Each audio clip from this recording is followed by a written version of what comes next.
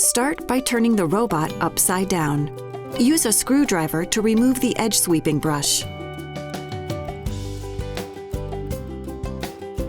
Loosen the 5 screws that secure the bottom cover.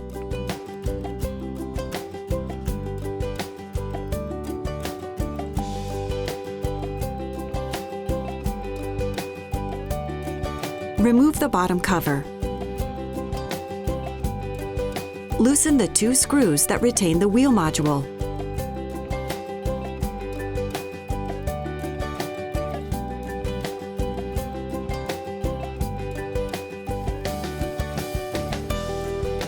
Remove the wheel module, reinstall the new wheel module, and tighten the 2 screws.